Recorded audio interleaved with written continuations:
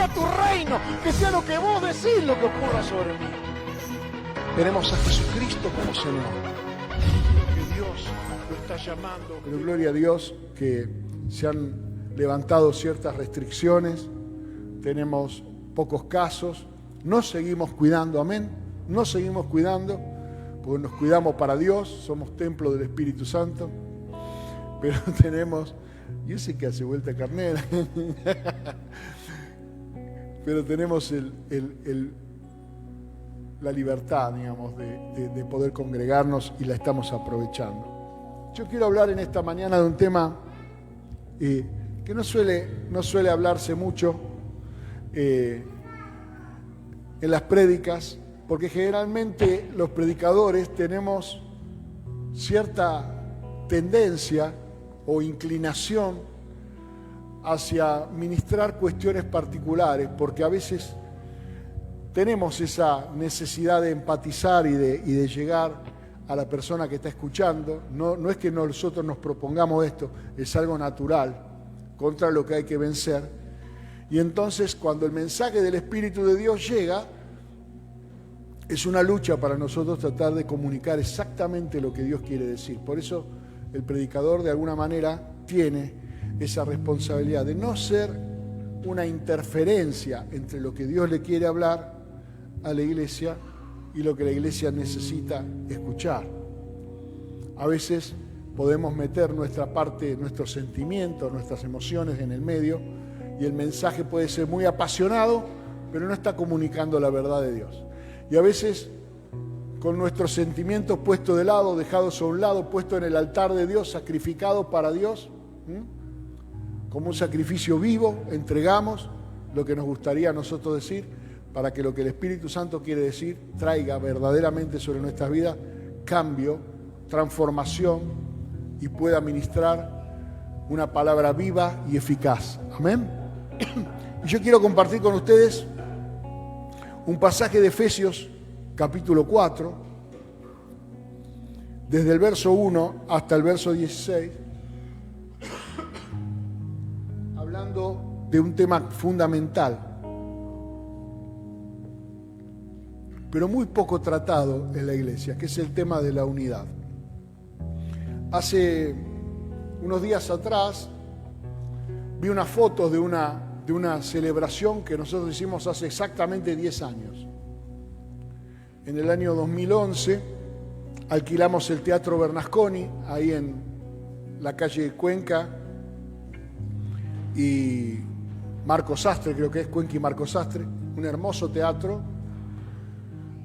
Y en conjunto con otras congregaciones que nosotros estuvimos apoyando, de Docsud, de Budge, de Morón, todas las congregaciones a las que nosotros hemos apoyado desde siempre, hicimos una fiesta de adoración al Señor que se llamó Celebramos la Unidad. Vino el pastor Carlos Velar de Córdoba a ministrar y se entusiasmó, vio el auditorio, la cantidad de gente que había, el coro.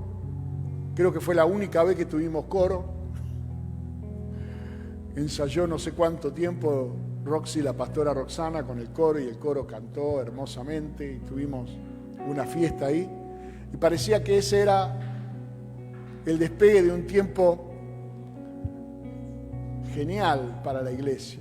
Nos pusimos de acuerdo con los músicos y trabajamos durante espacio casi de 6 meses para grabar un CD que se llamó Celebramos la Unidad. Porque lo que nosotros estábamos comunicando no es que la unidad es algo que tengamos que lograr, que tengamos que buscar, sino algo que se ha consumado cuando Cristo murió por nosotros en la cruz. Le guste a usted o no, somos uno.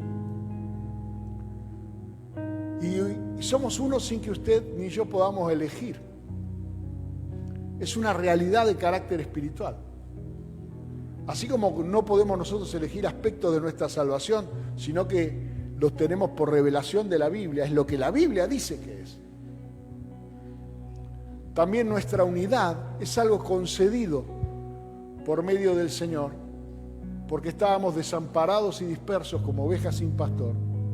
Dice en Mateo capítulo 9, verso 35, que Jesús vio las multitudes y tuvo compasión, o sea, le pareció algo digno de compasión. Es algo digno de compasión aquel que está desamparado y que está disperso, es decir, que no tiene una identidad, un sentido de pertenencia, que no forma parte de algo. Por eso Dios nos hizo nacer y habitar en una familia, para que tengamos una identidad y una pertenencia, saber a dónde recurrir cuando nos sentimos extranjeros, cuando nos sentimos extraños. Pues tenemos la familia y hay un afecto natural que en los últimos tiempos, como señal, los hombres de los últimos tiempos han perdido el afecto natural, el afecto de la familia. A veces podemos recurrir a eso cuando no hay una manifestación del Espíritu de Dios. A veces ciertas cuestiones naturales que nosotros tenemos cumplen una función. Pero hoy no existe tampoco eso. Hoy no hay afecto natural. Hoy es como Jesús dijo, padre contra hijos, hijos contra padres, esposos entre sí.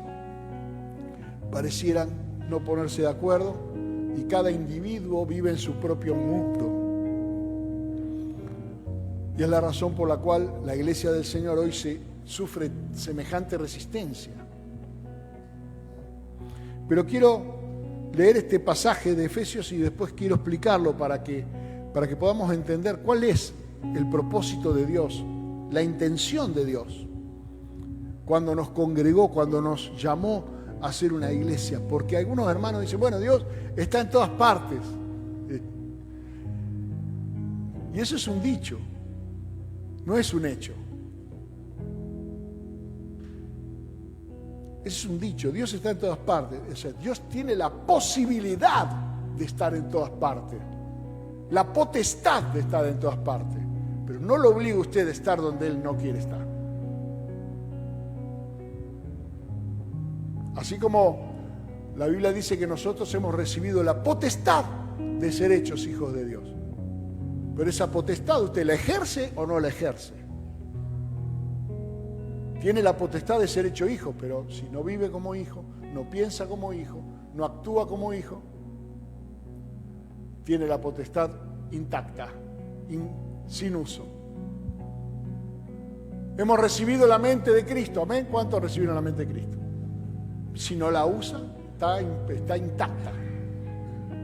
Está la mente de Cristo sin un pensamiento cristiano, sin ni uno. Porque todos nuestros pensamientos tienden al egoísmo, tienden al sálvese quien pueda. O sea, tenemos cosas que hemos recibido como potestad, pero la fe es lo que las pone en acción. La forma en que yo manifiesto lo que creo es cuando vivo conforme a lo que creo. Si no, entonces tengo una idea teórica de mi realidad, pero recibí una potestad y también la unidad.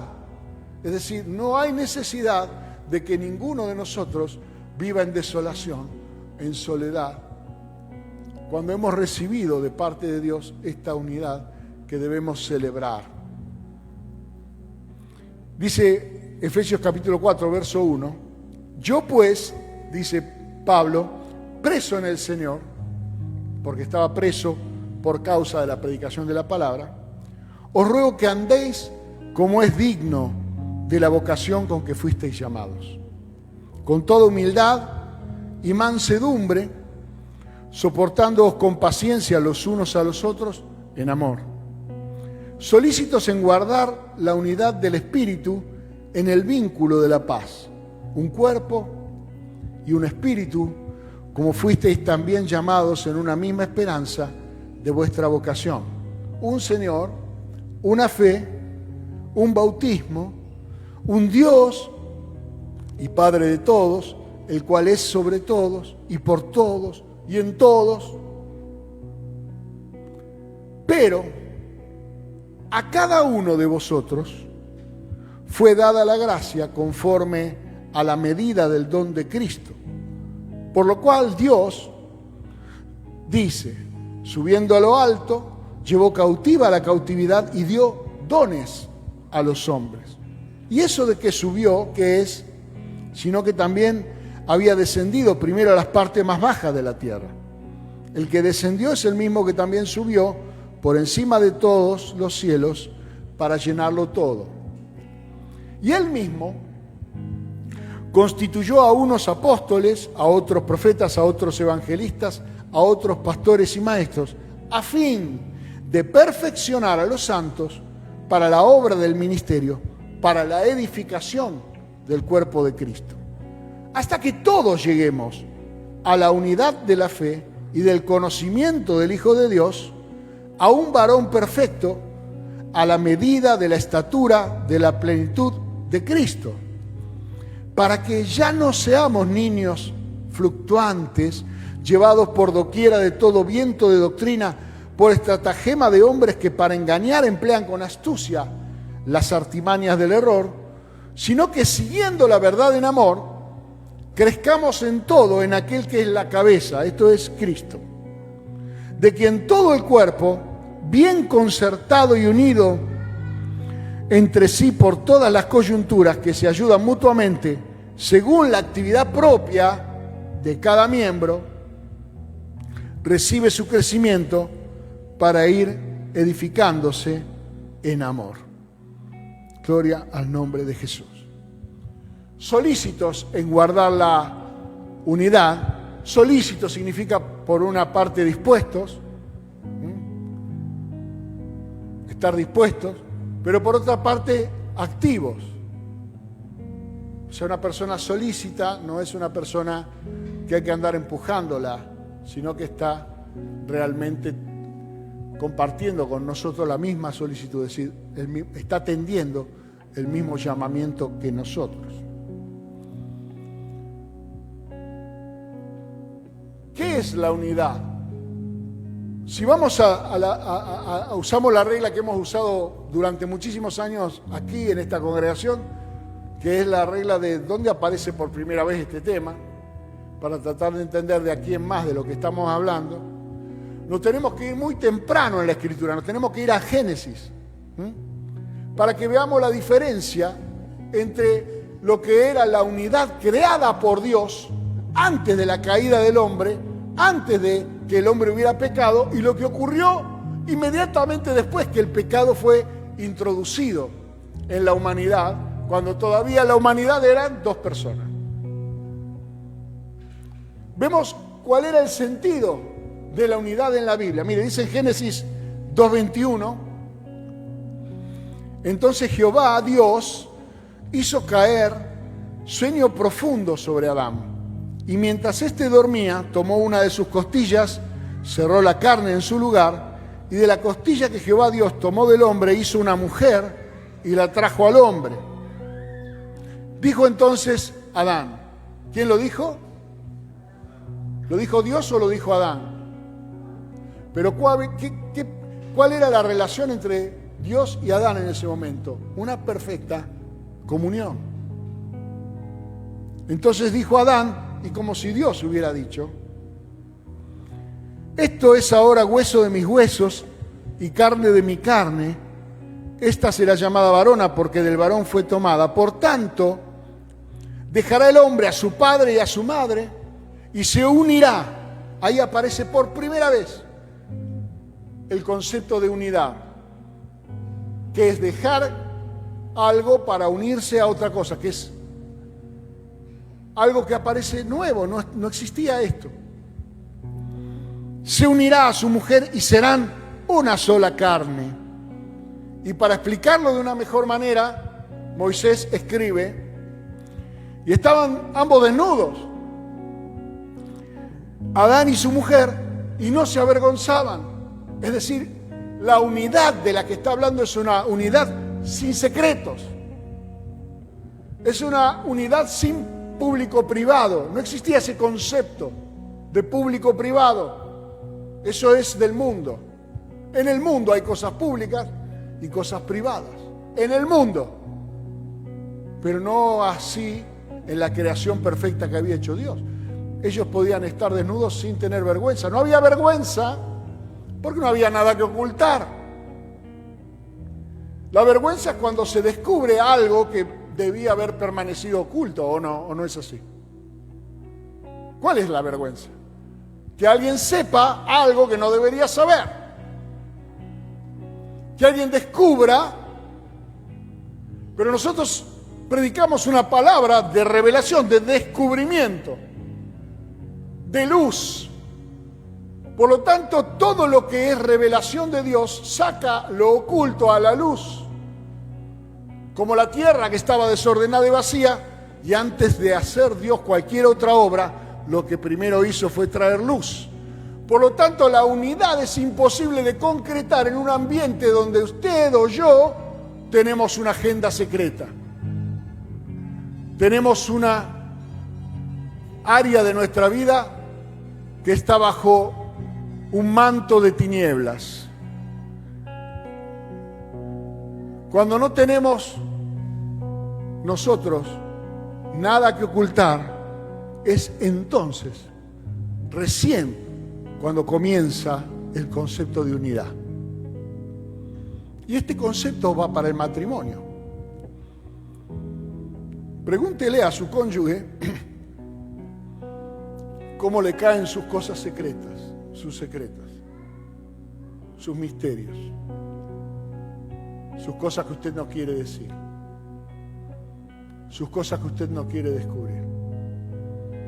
Nada bien.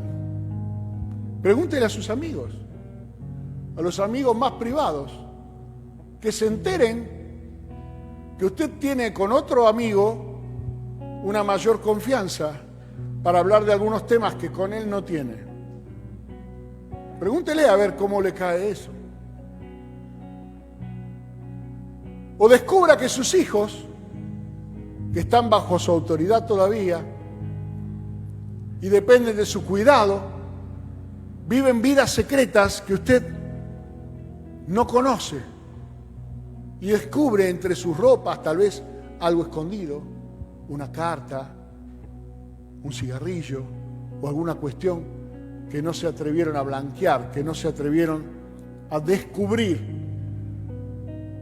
¿Usted entiende la consistencia y la coherencia de un Dios que dice: yo soy la luz del mundo, el que me sigue no andará en tinieblas? Es decir, no tendrá nada que ocultar. No tendrá un lado oscuro de la luna. No tendrá una vida que tenga trapitos que nunca han salido al sol. Sino que en esa perfecta unidad donde Adán y Eva estaban desnudos, entre ellos, pero también ante Dios, no había nada de qué avergonzarse. Pero desobedecieron y se introdujo el pecado. ¿Y qué fue lo primero que introdujo el pecado en la tierra? Vergüenza y división. Son las dos consecuencias. No hay división a menos que haya pecado. Es decir, nos podemos llevar perfecto hasta que usted o yo pasemos la raya. Inclusive, creo que yo le he contado, creo que en la reunión de hombres. Voy a contarles, por ejemplo, algo que me pasó a mí. Yo con un pastor tenía una relación paternal. Trabajé en su restauración, en todo lo que fue restaurarlo para que sea realmente un siervo de Dios. Y en un determinado momento él toma la decisión de tomar distancia. Porque de algunas cosas de las que hablábamos, a él no le caían bien, le parecían mejor otros discursos que él había escuchado de otros siervos. Y la verdad que al hablar, sobre todo de un siervo, de las enseñanzas de un siervo muy particular que hay en Miami, yo le recomendé que no llevara esas mismas enseñanzas a la zona carenciada donde él vive. Porque una cosa es ser inmigrante hispano en Miami y otra cosa es haber nacido y crecido y vivir por generaciones en un lugar que tiene una pobreza estructural. Unas cosas son las oportunidades que tiene un latino en el gran país del norte, y otra cosa son las posibilidades que tiene una persona nacida en un área marginal, hijo, nieto, bisnieto de marginales. Y a veces hablar de ciertas cosas fuera de contexto generan una interferencia enorme y una falsa expectativa. Y se ofendió. Y durante un tiempo no tuvimos mucho contacto. Por supuesto, el día que él me llama, me pide perdón. Yo le digo, ¿qué pasó? No, yo me di cuenta que te necesitaba, porque la verdad que este tiempo que estuvimos sin tener comunión, sin estar juntos, yo noté la ausencia, la falta que me hacía la administración que vos me dabas. Pero tenía vergüenza, me dice, porque yo había estado hablando mal de vos. Claro, él tenía vergüenza porque había estado hablando mal de mí. Yo no lo sabía, yo lo ignoraba por completo. Pero al hablar mal de mí, él sentía que algo sucio, que algo inmundo se había interpuesto entre nosotros dos, y el pecado trae separación, trae división. Le pasó a los israelitas. Luego del pecado de Salomón, la unidad concretada por David, heredada por Salomón, se dispersa y 10 tribus se pierden. El pecado trae pérdida y separación. Lo primero que ocurrió cuando el hombre pecó, dice en Génesis 3:12, Dios le pregunta al hombre, perdón, pero ¿y quién te dijo que estabas desnudo? Y para que tengas vergüenza. Y entonces, esa sola carne, seremos uno solo y no, indivisibles. Dice, el hombre respondió, la mujer que me diste por compañera me dio del árbol y yo comí. ¿Cómo no eran más una sola carne? Ahora era la mujer que me diste por compañera. Ya no éramos más carne de mi carne, hueso de mi hueso, sino ahora yo veo que vos tenés la tendencia a cometer errores. No son los míos, son los tuyos. Vos estás mal, yo estoy bien. Eso es lo que rompe el principio de la unidad. El visualizar al otro como un externo. Ya no te identificás con sus aciertos ni con sus errores. Es más, identificás a una persona que tiene aciertos y vos estás externo y genera otros sentimientos, como envidia, como celos, como un montón de cosas. Cuando hay celos es porque esta persona ha perdido, por causa del pecado, el Espíritu de Dios, que es el que trae la unidad. Entonces viene alguien y ya no lo veo como mi hermano, ni carne de mi carne, ni hueso de mi hueso, ni nadie a la que yo tenga que respetar, y le hago pagar derecho de piso, y entonces le impongo condiciones, y entonces hago rancho aparte y lo convierto en sapo de otro pozo, y no entendí que esos son señales de un inconverso, pero que no es de ninguna manera el comportamiento que nosotros hemos aprendido de parte del Señor. Entonces, ¿qué es la unidad? Solícitos dicen guardar la unidad. En primer lugar, la unidad de la que habla Pablo, que nos hace dignos del llamamiento. Recuerde que hemos leído Efesios capítulo 4, se lo llevé a Génesis, pero ahora lo traigo de vuelta. Dice que debemos andar como es digno del llamamiento, es decir, que debemos ser conscientes de que fuimos llamados a esa unidad. No fuimos llamados a la salvación así nomás como individuos. Fuimos llamados a la salvación de un cuerpo, a la salvación de una iglesia, a la salvación de un colectivo. ¿Le gusta colectivo, que es una palabra que se usa ahora? A mí mucho no me gusta porque hay que pagar boleto para subir al colectivo. Y esto es gratis. Entonces, debemos ser conscientes y consecuentes con ese llamado. Es decir, debemos obrar de acuerdo a ese llamado, que es la única manera de manifestar que lo creo, que estoy totalmente convencido de que fui llamado a la unidad, de que fui llamado a constituir la iglesia del Señor, que es la que Dios viene a buscar, el cuerpo de Cristo, la esposa del Cordero de Dios, la columna y el baluarte de la verdad, la casa de Dios, como quieras llamarle, toda clase de ilustraciones que tiene la Biblia para reflejar la importancia que tiene la iglesia para el Señor, la que está vestida de lino fino, blanco y resplandeciente, la que es sin mancha, sin arruga, ninguna cosa semejante, la que Él se presenta a sí mismo para santificarla, la causa por la que Él vino a morir y a derramar su sangre para tener esta iglesia, que iglesia viene de la palabra elegidos, de eclecto viene iglesia, que el conjunto de personas que fueron separadas para ser una sola carne. Pero ¿cuál es el problema? Esta solicitud, como dice el apóstol Pablo, solamente la podemos ejercer con toda humildad, mansedumbre y paciencia. 3 virtudes que necesitamos desarrollar por el Espíritu de Dios para que esta unidad se pueda concretar. Primeramente, humildad, es decir, que nadie se la crea. Que nadie se crea que es más que otro, o porque vino primero, o porque tiene más conocimiento de la Biblia, o porque ocupa más lugar en la silla, ¿me entiendes? Nadie se tiene que creer nada de eso, sino por el contrario, humillarse es recordar que somos humus, que somos barro, que fuimos creados todos igualmente.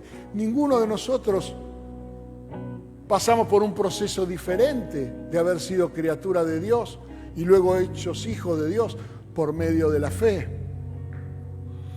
Y mansedumbre, es decir, capacidad de obediencia. Porque nosotros somos primicias de aquello que el Señor nos enseñó a pedir, que sea hecha la voluntad de Dios como es en el cielo, así en la tierra. Somos la primicia de eso. Y nos gusta que sea hecha la voluntad de Dios como es en el cielo, así en la tierra, porque no hay enfermos en el cielo, ni nadie muere en el cielo, ni hay pobres en el cielo. Todo es perfecto en el cielo, pero tampoco hay desobediencia en el cielo. Entonces es ahí donde entramos en conflicto, porque no tenemos una capacidad de seleccionar qué es lo que queremos del cielo y qué es lo que no queremos del cielo. O se hace la voluntad de Dios como es en el cielo, así en la tierra, o lo que ocurre es un híbrido, una voluntad mixta que tiene partes privadas y partes públicas, que tiene cosas de las que nos tenemos que avergonzar, como el egoísmo, el orgullo, la desobediencia y todas esas cosas que son vergonzosas, porque traen malas consecuencias. Y la paciencia, que es una expectativa de solución para ciertas cuestiones. Paciencia no es resignación, no. Paciencia es una expectativa. Voy a soportar, voy a aguantar, voy a mantenerme en expectativa. Tengo paciencia, pero lo que realmente... La paciencia sin una esperanza no tiene sentido. La paciencia es porque existe una esperanza y en el transcurso de su concreción yo tomo una actitud. Porque es necesaria la paciencia, dice en Hebreos capítulo 10, verso 35, para que habiendo hecho la voluntad de Dios, obtengáis las promesas. Y nosotros no somos de los que retrocedemos, dice el autor de Hebreos, sino de los que nos mantenemos. La fe no es solamente creer. La fe es creer, es buscar y es perseverar. Por eso es pedir, buscar y golpear. Es una intensidad creciente en la medida que la fe es más necesaria, sobre todo cuando las cuestiones que pido son muy difíciles o cuando las cuestiones que pido demoran por alguna circunstancia. El apóstol Pablo decía, bueno, hay que tener una buena actitud, ¿no es cierto? Sobrellevar, decía en Gálatas, las cargas los unos de los otros y cumplir así la ley de Cristo. ¿Por qué? Porque ¿cuál fue la ley de Cristo? La de llevar todas nuestras cargas. Todas nuestras cargas. ¿De qué pecado nuestro Jesús era realmente culpable? Si no hubo en él ningún pecado.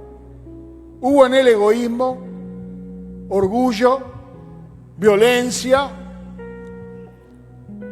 Encontraron a Jesús difamando, hablando mal de alguien, quedándose con algo que no era propio. Al contrario, manifestó generosidad, empatía. Él sabía llevar las cargas de los demás. Y nosotros debemos aprender que para poder sostener esta unidad, también debemos acostumbrarnos a soportar que cuando un hermano, cuando un miembro se duele, todo el cuerpo se duele. Es una realidad natural, que puede no gustarnos. ¿Qué culpa tengo yo de que esta persona haya cometido un error? Si yo soy una persona que no comete errores. ¿Qué culpa tengo yo que trabajo las 24 horas si mi hermano es un vago y no quiere trabajar?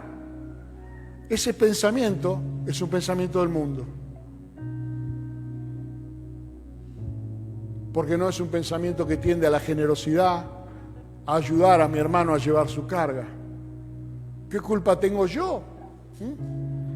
Si mi hermano desafina, que se calle la boca, que no cante. Yo soy afinado, ¿no? Tengo oído perfecto. Lo importante es que cantemos juntos, no que cantemos afinados. La unidad está por encima de mi visión perfeccionista, que todo perfeccionista es un tirano.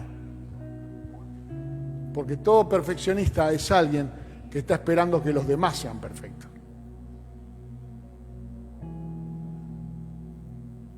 Generalmente es algo profundo que debe solucionar, que debe sanar. ¿Por qué exige perfección de los demás cuando su vida no tiene la más mínima señal de perfección? Jesús tenía algunas respuestas. Una de ellas fue cuando él fue llamado la atención a causa de su testimonio. Jesús dijo, aunque yo doy testimonio acerca de mí mismo, estoy hablando de que soy el Hijo de Dios y que soy el Salvador, y yo sé de quién soy. Mi testimonio es verdadero porque yo sé de dónde he venido y a dónde voy. Pero vosotros no sabéis de dónde vengo y a dónde voy. Pero también con esto Jesús le quiso decir, tampoco ustedes saben ni de dónde vienen ni a dónde van. Yo sé mi origen y sé mi misión en la vida y sé cuál es la consecuencia de mi misión. ¿Cuántos acá pueden levantar la mano y decir, yo también sé eso? Sé mi origen, sé cuál es el propósito para el que Dios me trajo a la tierra. Sé qué es lo que voy a hacer de aquí hasta que Dios me venga a buscar. Y luego sé cuál será mi posición en el siglo venidero. A esa te la puse más difícil. Esa sí que la sabía él solo. Entonces Jesús le estaba diciendo, sería muy bueno que ustedes bajaran un cambio antes de juzgarme a mí. Jesús dijo, venid a mí todos los que estáis trabajados y cargados, y yo les daré más trabajo, más angustia, más sufrimiento, más esfuerzo. Como la salvación no demanda esfuerzo. Yo soy un tipo que guarda la ley, que hago todas las cosas. No. La salvación demanda descanso, demanda rendirse. Tus problemas no están en que no hay poder de Dios para superarlos. Tus problemas permanecen porque estás tratando de resolverlos vos. Con tu poder limitado, por eso no tienen solución. La demora es que nosotros queremos que sea a nuestra manera. Queremos cantar la canción de Polanca, a mi manera. Después la hizo famosa Frank Sinatra, pero a mi manera. No, porque yo necesito esto y aquello y lo demás allá. No. Llevad mi yugo. Si quieren descansar, Jesús dijo, yo soy manso y humilde de corazón. Es decir, me dejo llevar por el yugo que tengo con el Padre. Somos uno. ¿Entienden? El yugo es unidad. ¿Para qué se ponía un yugo entre dos animales? ¿Para qué? Para unirlos. Para que tiraran parejo, para que fueran hacia el mismo lugar, para que no se dispersen, porque el animal tiene la tendencia al individualismo. Por eso se necesita domarlo y ponerle un yugo. Cosa que en la iglesia no es así, porque nosotros los pastores no somos domadores, somos pastores. Y la oveja no es un animal al que hay que domar. ¿Conoce algún domador de oveja? Pues si hay que domarla, no es oveja. Puede sonar duro, pero si hay que domarla, no es oveja. Es la verdad. Entonces, cuando el apóstol Pablo dice sobrellevad las cargas, es porque nos está dando ese sentido de apoyarnos unos con otros para caminar juntos en una misma dirección. Pero si no haces eso, entonces no descansa tu alma. Jesús dijo, yo os haré descansar, ¿sí? ¿De qué manera? Dio el método. Llevad mi yugo sobre vosotros y aprended de mí, que soy manso y humilde de corazón. Es decir, por el ejemplo, por la imitación a mi carácter, a mi actitud, a mi relación con el Padre, hallaréis descanso para vuestras almas. Está todo explicado en 2 versículos. Aprendan de mí. Entonces vas a tener paz en tu mente y en tu corazón. Eso es lo que hace descansar tu alma. Dice que nuestro vínculo debe ser la paz. Es decir, lo que nos une debe ser la paz. ¿Sabe cuando hay pecado en la iglesia? Cuando 2 personas se unen para hacerle la guerra a otro. Porque su vínculo no es la paz, su vínculo es la guerra. No están unidos porque están disfrutando lo mismo, sino están unidos por el espanto, ¿no? Es como en las revoluciones, donde se ponen de acuerdo para destituir el régimen, pero después al día siguiente se empiezan a pelear entre ellos, porque en realidad eran un mamarracho, eran un conjunto de personas que no tenían nada en común. Lo único que tenían en común era, vamos a hacer caer a este. Por eso no funcionan las alianzas electorales, políticas, que es otro tema, pero no funcionan. Sí funciona la unidad en el vínculo de la paz. Te hago una pregunta.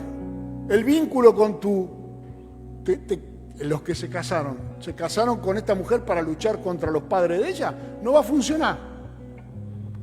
¿Se casaron para luchar contra los padres de él? ¿Se casaron para mostrarle a no sé quién que ellos sí se casaron y los otros no? No va a funcionar. El vínculo debe ser la paz. ¿Se casaron para estar en paz? Porque saben que esa unión no era correcta y que la pueden blanquear delante de Dios, sacarla de lo privado y llevarlo a lo público sin tener nada de qué avergonzarse, para que sus hijos en el futuro digan, mis padres hicieron un camino, tuvieron que reconocer que estaban en una situación que no era la correcta y tuvieron la valentía, el coraje de solucionarlo. Ese es la paz. Ese es el vínculo de la paz. Porque lo hago para estar en paz con Dios.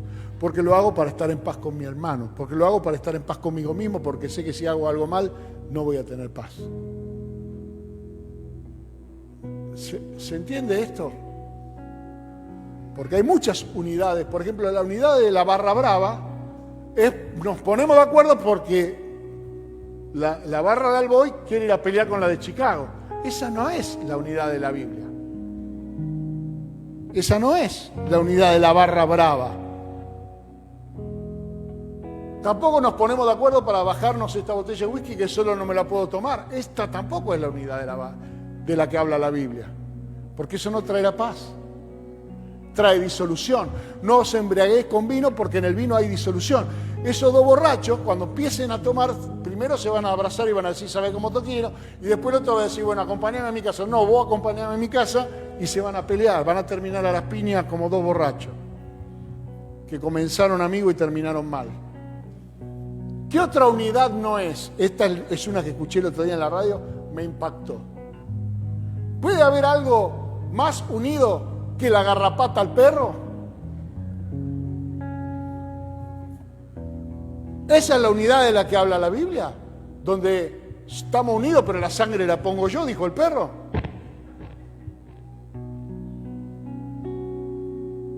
Y a veces en la iglesia pareciera que esa es la unidad que buscamos. Yo siempre tengo una necesidad, yo siempre necesito, yo siempre estoy acá, yo soy pastor. Si hace un llamado, una convocatoria, garrapata, presente estoy. El día que el perro se rasca, se terminó la unidad. Y algún día el perro se va a rascar. Sea el perro del pastor o no. Entonces, la unidad no puede ser algo de personas busca pleito. Personas que le buscan el pelo a todo el mundo en la leche. Algo pasa con esa persona que busca problemas. No es que no los haya, los encuentra porque los hay, pero no tiene la solicitud de guardar la unidad en el vínculo de la paz. Claramente. Es solícito para armar lío, para armar problemas, para buscar discusiones. Se trata de una igualdad, como dice Pablo, en una misma fe, es decir, en una misma doctrina. Entonces esa es la razón por la cual cuando la iglesia tiene un pastor o tiene una persona a la cual se le ha dado esa autoridad para que él ministre, no se anda buscando otras doctrinas para compararlas, porque eso habla de una desconfianza.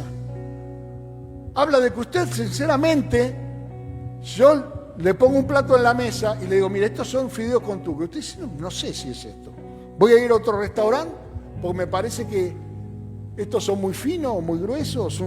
Y empieza a buscar alimento de otro lugar para comparar con el que recibe usted porque no se siente satisfecho, en vez de venir y decir, mire, me parece que necesitaríamos hablar un poco más de este tema porque yo tengo esta necesidad. Pero claro, no viene a decir eso. ¿Cuántos hermanos usted conoce en la congregación que vienen y me dicen, Pastor Daniel, me gustaría que hables de este tema? ¿Qué dice la Biblia acerca de esto? ¿Cuántos conoce usted? ¿Cuántas veces lo hizo usted? ¿Alguno que lo haya hecho alguna vez aquí?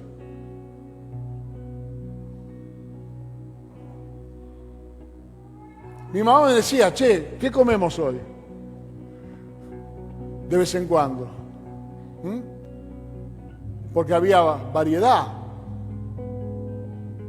Pero usted después se queja si yo le hago algo que a usted le cae pesado, le cae mal al hígado. Tiene el hígado delicado. Pero me ha dado toda la libertad. Y esto no es unidad así. Uno solo es el que está buscando de Dios. Uno solo. ¿Cuánto tiempo usted oró esta semana para que el mensaje que yo traigo hoy sea de bendición para su vida? Aparte de Marga. ¿Cuántos? Y si el mensaje de hoy no fuera bendición para su vida, ¿no sería culpa suya por no haber orado?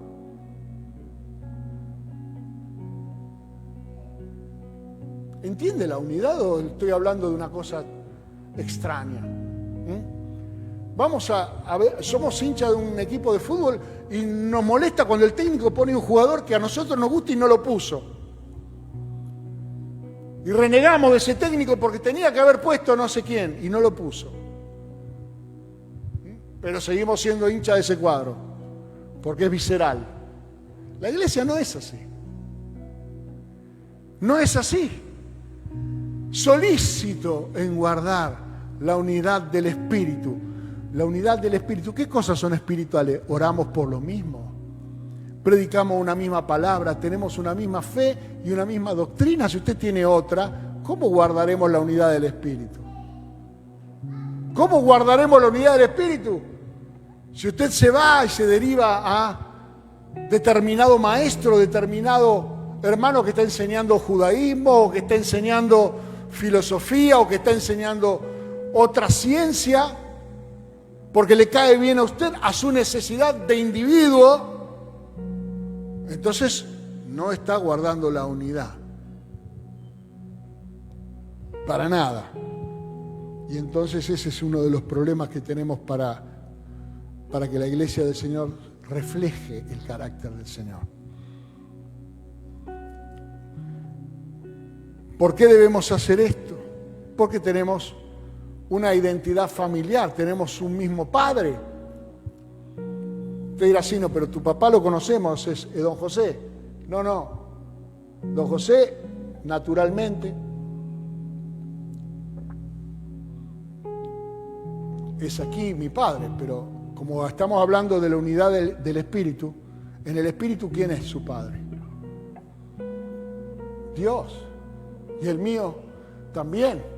O sea que no está siendo espiritual en tanto y en cuanto usted no me vea como su hermano y no me trate como su hermano. Yo no sé cómo se llevaba usted con sus hermanos, no sé, eso no lo sé. Pero sí sé cómo nuestro hermano mayor Jesucristo se llevó con nosotros y Él es nuestro ejemplo. Porque el Padre quiso que Él fuera el primogénito entre muchos hermanos. Pedro decía, 1 Pedro 1:17, si invocáis por Padre aquel que sin acepción de personas juzga la obra de cada uno, conducíos en temor todo el tiempo de vuestra peregrinación. Tened temor en el sentido de no olvidarte nunca de que somos hermanos y de que Dios es nuestro Padre y que Él mira a cada uno. Por lo tanto, yo no tengo que convertirme en el vigilante de mi hermano si no tenemos un mismo Padre. Cada uno es responsable.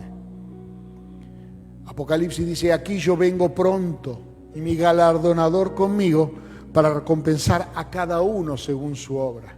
A cada uno es dada la gracia conforme a la medida del don de Cristo, dice Efesios 4:7. Hay una individualidad en cuanto a la responsabilidad de lo que hacemos con el don que hemos recibido y de lo que hacemos con esta revelación que tenemos de la unidad. Pero es un proceso al cual nos hemos sometido porque Dios mismo levantó a unos evangelistas, a otros pastores, a otros maestros, para que seamos perfeccionados, dice la Biblia. Es un proceso. Eso es lo que hemos leído recién en Efesios 4:11. Es un proceso de perfeccionamiento. Jesús dijo directamente, sed pues vosotros perfectos como vuestro Padre que está en los cielos es perfecto. Quiere decir, en ningún momento vos te la creas que ya estás. Esto lo dijo para que entendamos que estamos bajo un proceso. Sabemos que la perfección no es algo que podemos alcanzar por nosotros mismos, a menos que tengamos esa megalomanía de pensar que sí, lo somos, que ya lo hemos alcanzado. Pero estamos en un proceso de perfeccionamiento. Y en este proceso se trata de no abandonar a nadie, porque dice hasta que todos lleguemos a la unidad del conocimiento, al conocimiento de Dios, a la unidad de la fe, a un varón perfecto, hasta que todos lleguemos. Quiere decir que si usted se adelantó mucho, pare un poco porque tiene que ir de la mano con el resto. Porque si se corta solo demasiado, como dicen los españoles, se siente guay, algo malo le ocurrió, que perdió la conciencia, que cuando una familia sale junta, camina junta, desde el más chiquitito hasta el más grande. O usted sale a pasear con su familia y apura el paso y los deja atrás. O el propósito de salir en familia no es salir juntos de casa y volver juntos y pasarla juntos. ¿Cómo no entendemos eso en la iglesia? Que debemos caminar juntos para que no se nos atrasen los más chiquitos, para que no se nos escapen los más grandes. Es un proceso donde yo estoy mirando a mi derecha, a mi izquierda, cómo podemos avanzar juntos, y de vez en cuando a alguno hay que agarrarlo a upa, y de vez en cuando a uno hay que tomarlo la mano, y de vez en cuando hay que parar porque alguno se lastimó. Lo entendemos en la familia, pero no lo entendemos en la iglesia. No abandonemos a nadie. Mire, en Judas dice: vosotros, amados, edificaos sobre vuestra santísima fe, orando en el Espíritu Santo. Conservaos en el amor de Dios, esperando la misericordia de nuestro Señor Jesucristo para vida eterna. A algunos que dudan, convencerlos. A otros salvad arrebatándolos del fuego. Y de otros, tened misericordia con temor, aborreciendo aún la ropa contaminada con su carne. Hay un concepto, incluso hasta de quién debemos tomar distancia.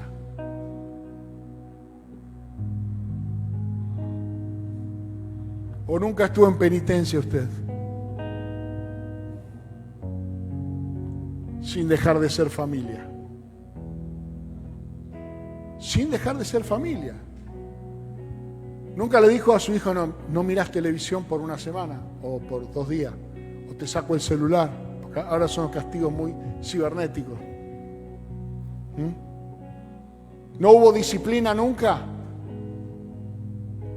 en su familia? En la mía había unas disciplinas que eran, ¿qué te voy a contar? Muy correosas. Pero no dejamos de ser familia, porque Dios al que ama disciplina. Entonces tenemos que entender que esa disciplina no es expulsión. Yo sé, el hijo rebelde dice: me pusieron disciplina, me voy de mi casa. Me voy a buscar otra familia, me voy lejos, doy la espalda y me voy. Y después lo piensa un poco y dice: acá tengo 5 estrellas, hotel, comida, cama. Y aunque sea por conveniencia se queda. ¿Dónde me van a tratar mejor que acá?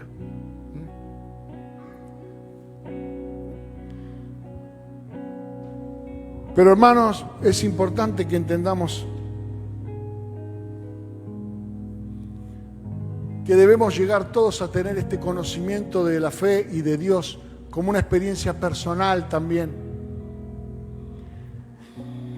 El apóstol Pablo, con tal de conservar esto, decía: las cosas que para mí eran ganancia las he estimado como pérdida por amor de Cristo. Ciertamente aún estimo todas las cosas como pérdida por la excelencia del conocimiento de Cristo Jesús, mi Señor, por amor del cual lo he perdido todo y lo tengo por basura para ganar a Cristo y ser hallado en Él, no teniendo mi propia justicia, que es por la ley, sino la que es por la fe de Cristo, la justicia que es de Dios por la fe, a fin de conocerle y el poder de su resurrección y la participación de sus padecimientos, llegando a ser semejante a Él en su muerte. Si en alguna manera llegase a la resurrección de los muertos, no es que lo haya alcanzado ya, ni que ya sea perfecto, sino que prosigo para ver si logro asir aquello para lo cual también fui asido por Cristo Jesús. Asido es tomado, agarrado. Y por último, se trata de madurar. Madure, hermano. Madure, Daniel. Hay que madurar. No podemos vivir como niños toda la vida. Cuando éramos niños, muy niños, éramos dependientes de todo. Llorábamos para comer, llorábamos para ensuciarnos, llorábamos porque teníamos sueños, llorábamos. Y algunos hermanos no salen de esa etapa, solo lloran y son totalmente dependientes. Pero ¿qué pasa? Alcanzan cierto grado de libertad al crecer y se convierten en adolescentes espirituales, es decir, se hacen independientes. Ya me valgo solo, pero más o menos, porque en definitiva si vos trabajás y yo no trabajo, yo me la rebusco solo, pero seguime dando de comer y seguime comprándome las zapatillas. Tenemos una ambigüedad. La independencia es una independencia rara, la del adolescente, porque tiene todo el potencial para valerse por sí mismo, pero le resulta muy cómodo que vos te ocupes de él. Entonces adolece de madurez y de niñez, de las dos cosas. No es ni niño ni adulto, es un limbo de carácter. Y esa no es la madurez de la que habla. Pero cuando ya toma una responsabilidad, y algunos la tienen que tomar tempranamente, tienen que responsabilizarse tal vez de sus hermanos, o por la falta de alguno de los padres, tienen que responsabilizarse de cosas de la familia, o tienen que trabajar tempranamente, y ya tienen un jefe, y ya tienen compañeros, y ya viajan en el colectivo, y ya empiezan a entender la interdependencia. Entonces recién están empezando a entrar en una etapa de madurez que les permite luego construir una familia y ser responsables. Pero en la iglesia del Señor también es así. Uno ingresa y es maduro cuando empieza a tomar conciencia de sus hermanos y se hace responsable de que no es lo mismo que yo esté o que no esté, o que de repente haya que hacer algo y yo colabore o no colabore. El maduro empieza a tomar un carácter de siervo, empieza a servir a su prójimo porque ha madurado, no para figurar, no para hacerse ver, sino para tomar responsabilidad. Y de esa forma, entonces, el apóstol Pablo dice, hasta que todos lleguemos a la madurez, hasta que todos lo alcancemos. Escribe en 1 Corintios 13, cuando yo era niño, hablaba como un niño, jugaba, proyectaba personajes, vivía en una ficción, quería ser Batman, en mi caso, por ejemplo. Y no hice una baticueva en mi casa porque no había lugar ni para nada. Pero soñaba y creía que podía hacer realidad cosas que no eran reales. Ya les lo conté muchas veces. Hablaba como un niño, pensaba como un niño, juzgaba como un niño, dice el apóstol Pablo. Pero basta, ahora ya no. Cuando fui hombre, no. Dejé de aniñarme. Sí, en cuanto a la malicia, en cuanto a los pensamientos oscuros, me he limpiado la mente como un niño que tiene cierta facilidad para que las cosas que hoy nosotros tenemos vergüenza, él no las tiene. Tanto que de repente cambian a un niño públicamente, adelante de todo el mundo, cosa que un grande no haría jamás.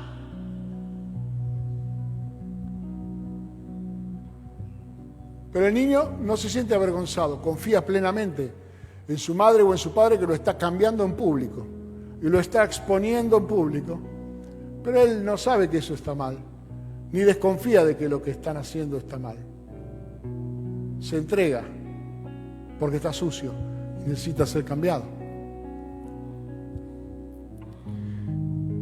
Ahora, dice el apóstol Pablo, vemos como a través de un espejo, oscuramente, mas entonces veremos cara a cara. Ahora conozco una parte, todos conocemos una parte. No tenemos todo el conocimiento como para poder jactarnos de nada. Pero entonces cuando estemos con Él, conoceremos todo. Y ahora, dice al final, permanecen la fe, la esperanza y el amor. Estos tres. Pero el mayor de ellos es el amor. Porque la unidad tiene una única fórmula, que es la del amor. Porque el que no ama no ha conocido a Dios, dice el apóstol Juan, porque Dios es amor. ¿Cómo se introdujo en la tierra la división? Con la desconfianza sembrada hacia Dios. Así que Dios dijo esto. No dijo la verdad, dice la serpiente.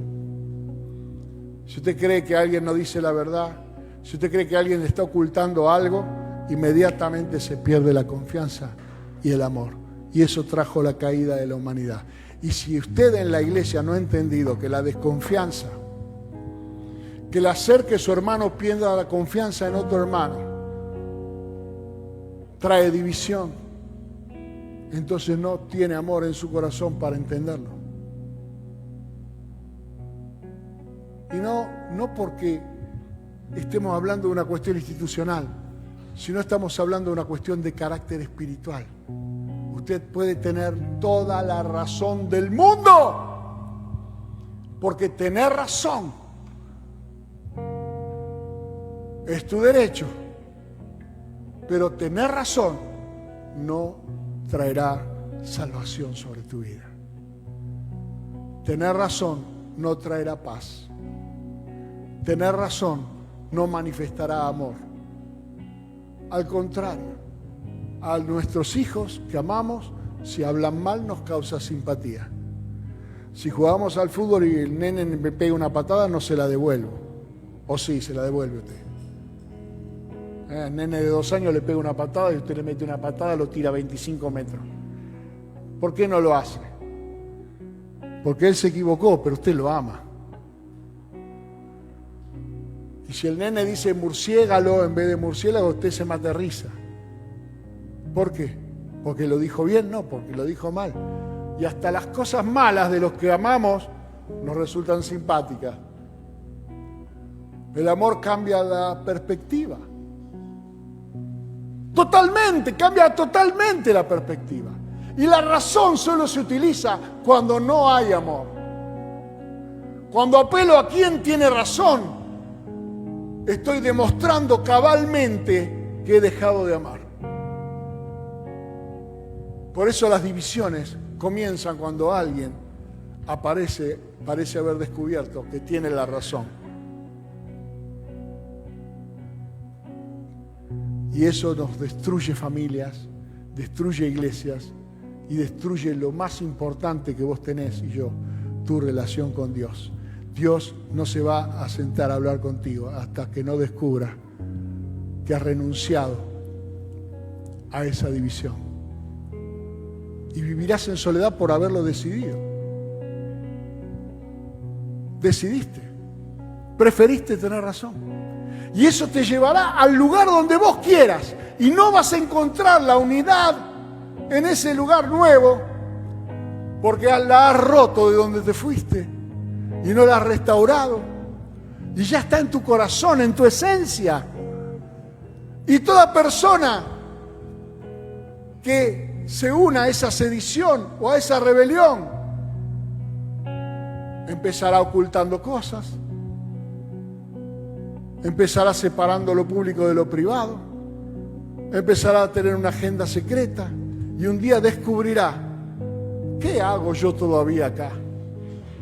Si mi corazón hace mucho que se alejó de este lugar y de esta gente. Pero eso, tomando la cena del Señor, es lo que nos hace indignos. Porque dice: andad como es dignos del llamamiento con el que fuisteis llamados, solícitos en guardar la unidad en el vínculo de la paz. Y nosotros ahora, cuando tomamos la cena del Señor y vamos a compartir un pan, esto es lo que representa nuestra unidad. ¿Entiende? Y esto no tiene ningún valor si usted no discierne el cuerpo de Cristo aquí.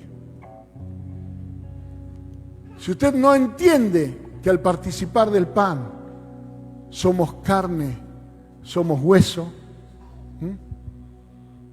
las chicas van a... Bueno, ya, que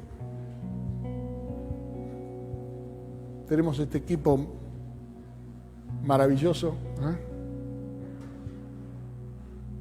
que nos va a ayudar.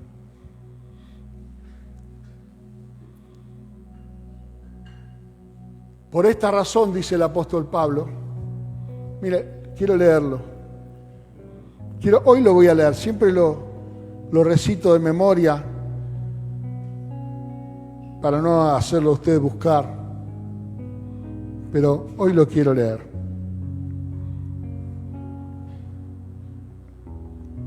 Primera Corintios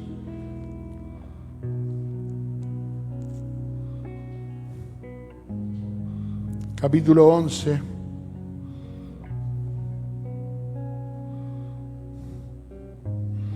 verso 23, porque yo recibí del Señor lo que también os he enseñado, que el Señor Jesús, la noche que fue entregado, tomó pan, y habiendo dado gracias, lo partió y dijo, tomad, comed, esto es mi cuerpo, que por vosotros es partido, haced esto en memoria de mí.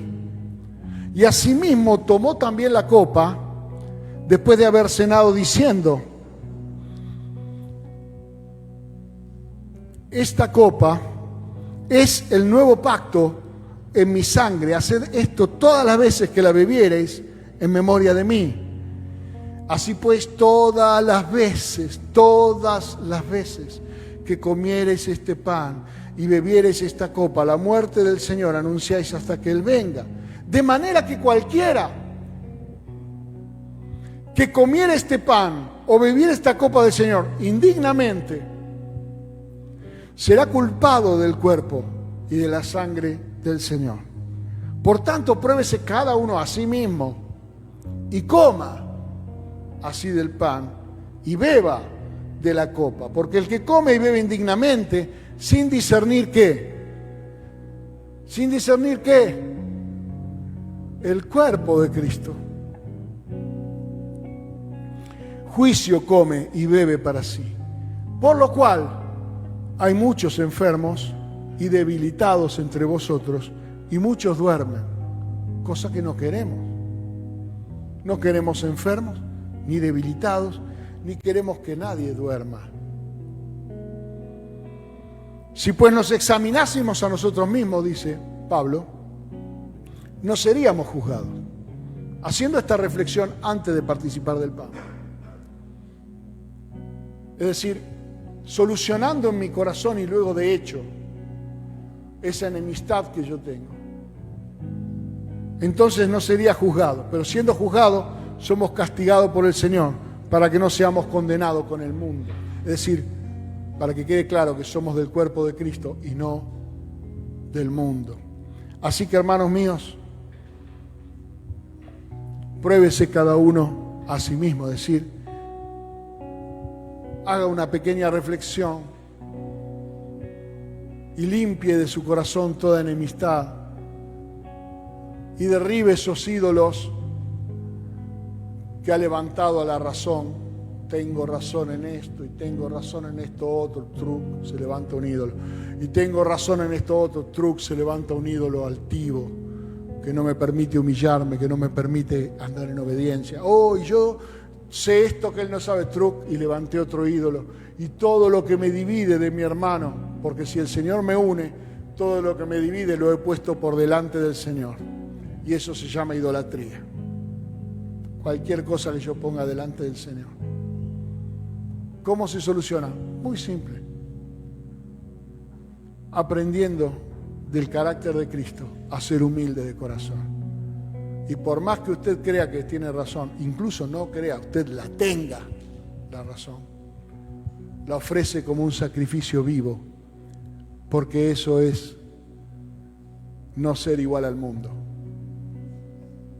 De eso se trata. Así que vamos a orar entonces, primeramente por el pan. Padre, en el nombre de Jesús, acá tengo un cachín, acá tengo. Te damos gracias, Señor, por esta unidad. Esta unidad trae sanidad en esta mañana. Porque así sí sabemos que no discernir trae enfermedad y demás. Sepa usted que discerniendo esta mañana será sano en el nombre de Jesús. ¿Por qué? Porque la Biblia dice que Él cargó sobre su cuerpo nuestras enfermedades y por sus heridas, por sus llagas fuimos nosotros curados.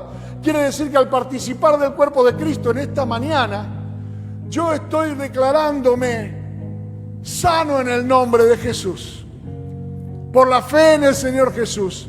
Sano, porque soy el cuerpo de Cristo. Por eso esta mañana te doy gracias, Señor, porque esto es para sanidad. Esto abre nuestros ojos. Como cuando tú, Señor, partiste el pan delante de esos hombres que iban camino a Emaús y sus ojos fueron abiertos y se dieron cuenta que estaban en presencia del Señor. Así en esta mañana, al partir el pan, nos damos cuenta que estamos en presencia del Señor. Y al participar de este pan, somos tu carne, somos tu hueso. Y tú llevaste nuestras enfermedades y ya está, consumado es. Somos sanos en el nombre de Jesús. En el nombre de Jesús. Participamos del pan.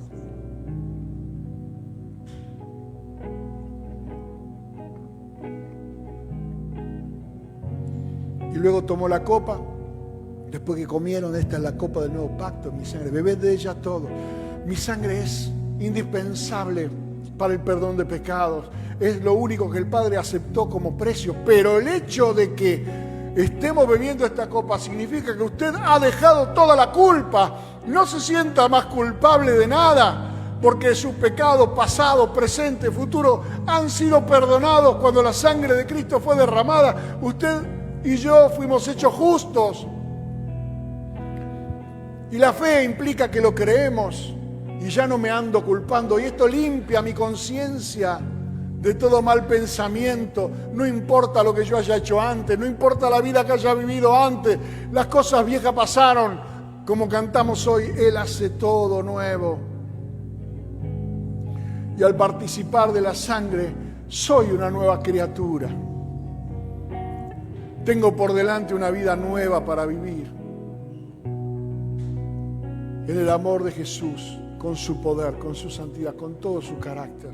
Y participo gratuitamente, no porque yo haya hecho mérito, sino porque Él lo hizo. Participo en el nombre de Jesús. Adoramos al Señor.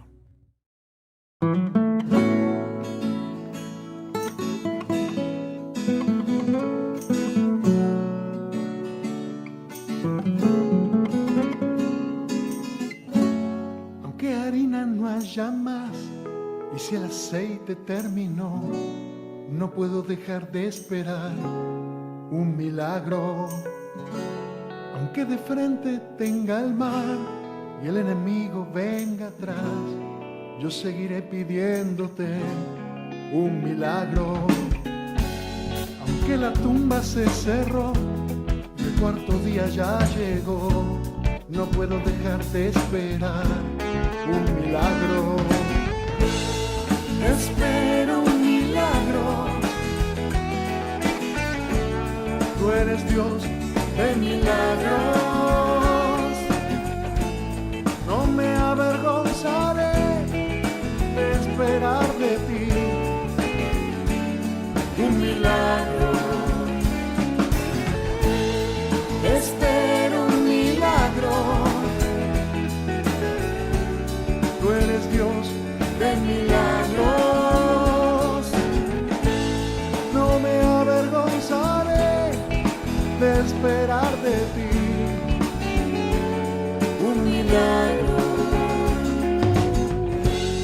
Que gruña como un león el enemigo Satanás, en Jesucristo el vencedor voy a confiar. Espero un milagro. Tú eres Dios de milagros.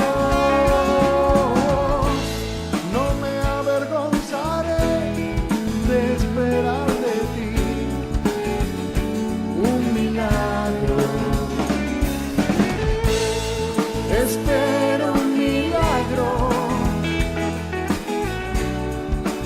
Dios de milagros.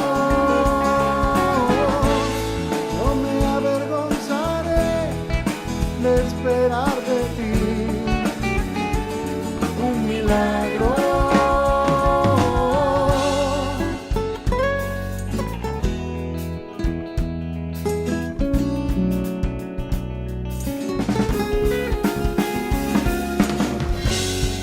Espero un milagro y no me avergonzaré de esperar en